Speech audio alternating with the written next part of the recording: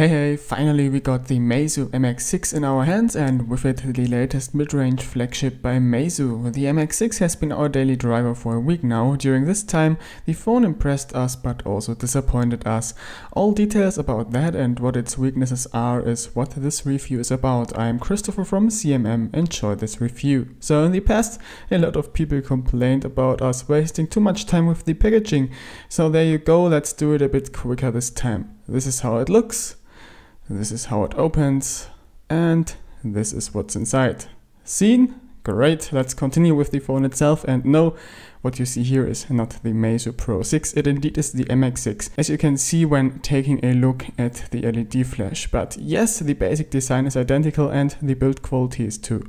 The handset is very sturdy and offers a mouth-watering build quality. You don't feel the transition between the metal and the antenna lines, the phone can't be bent, and there is no squeaking when pressing the phone. Not even the hardware buttons, and that includes the home button, are loose.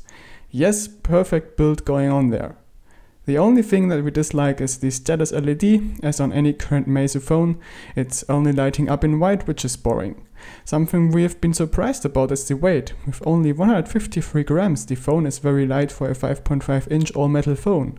Also, it's insanely thin at only 7.25 millimeters. Awesome!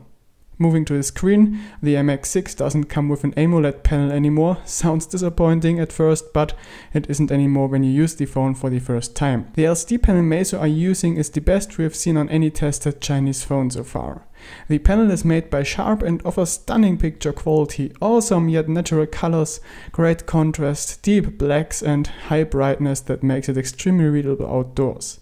And the viewing angles, just look at that, ain't this amazing guys? And the digitizer is quite awesome as well. Meizu use a TDDI panel here, which means the digitizer and screen controller are integrated within one chip. This makes up for quicker response time and thus eliminates the input lag almost entirely, giving you a whole new experience when playing games, typing or moving those icons around. What's more, the digitizer handles up to 10 fingers at once.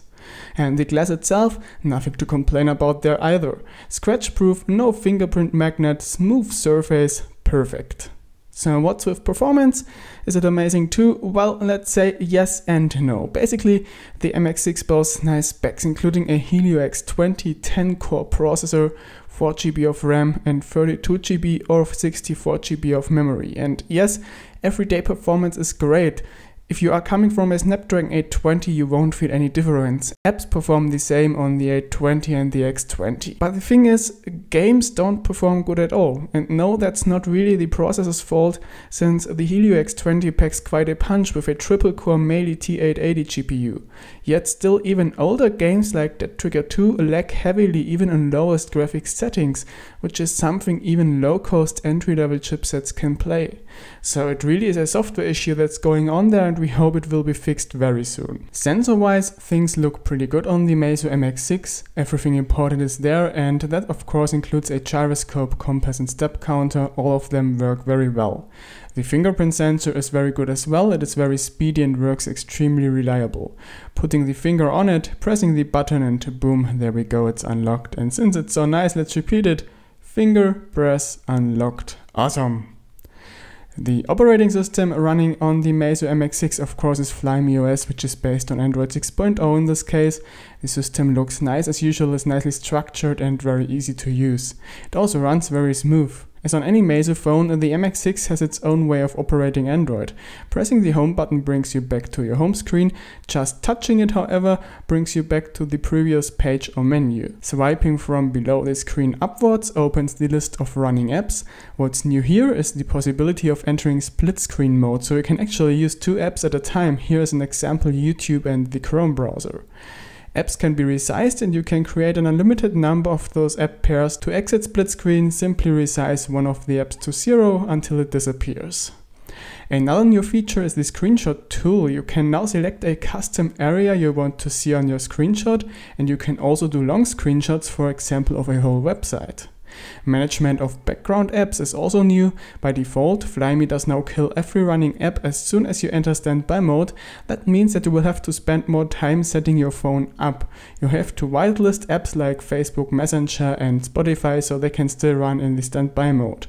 But all of that makes sense since it saves you a lot of energy, so it's definitely worth the extra work of setting it all up. Something we dislike is that Meizu still doesn't offer multi-language on the Chinese version of their phones.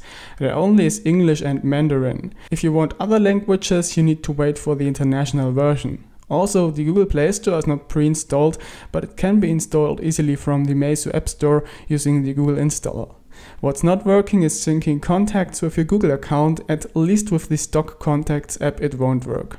The reception quality is pretty good on the Meizu MX6, mobile network signal strength is top notch and voice over LTE is supported. Just the LTE band 20 is missing as usual. Furthermore, the MX6 can handle AC Wi-Fi connections, which means Wi-Fi is very fast. The Wi-Fi antenna, however, could be better. A floor below the router we faced a significant drop in bandwidth already.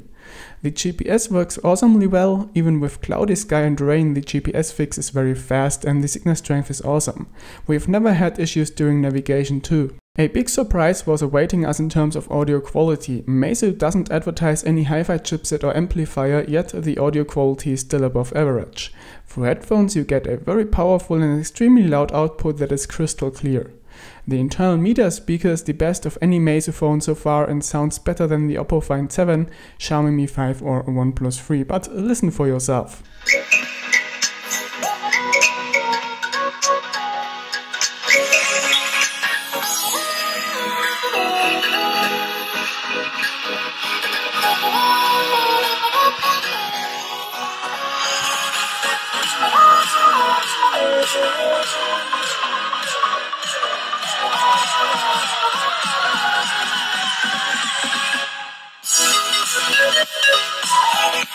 Telephony quality also is top notch and the noise cancelling works well thanks to a dedicated microphone for that purpose. Next, a huge disappointment, and that was the camera. Meizu did advertise the camera in a way so that you would believe it can keep up with flagships like the OnePlus 3. Well, after testing it thoroughly, we have to say that it doesn't even come close. The main camera, which is based on a 12 megapixel Sony IMX386 sensor, performs worse than the Meizu MX5, which still has one of the best phone cameras in the mid-range segment. Pictures don't boast as much details and thus look a little blurry. The only benefit over the MX5 is an improved color accuracy. Also, the low-light performance simply sucks. With the MX5 we have been able to shoot some stunning night photos. With the MX6, however, this isn't possible anymore. Pictures look noisy and unsharp. The video quality also isn't as good as on the MX5. This outstanding sharpness you usually get with 4K recordings just isn't there. Also, the audio is kinda messed up at the moment due to a software bug. Check the sample on our camera samples playlist to hear for yourself. And the front camera, disappointing as well. Yeah, it can do selfies, but we have seen better front cameras in this price range. Especially with bad light, you just don't get good results. So the bottom line is that the Meizu MX6 is a step backwards compared to the MX5. The camera for sure ain't a bad one, but it is behind the competition. You really notice that Meizu releases one phone after another instead, as back in the good old days, focuses on just a few devices, but releases them with perfection. That's just outright sad. So what's with the battery life? Disappointing as well? No, luckily it's not. Battery life is very good actually. There's a 3060 mAh cell inside this thin phone, which is enough for one full day of battery life easily, even if you are using GPS and the camera a lot. If you activate the power saving mode and moderately use the phone, 2 days are possible as well.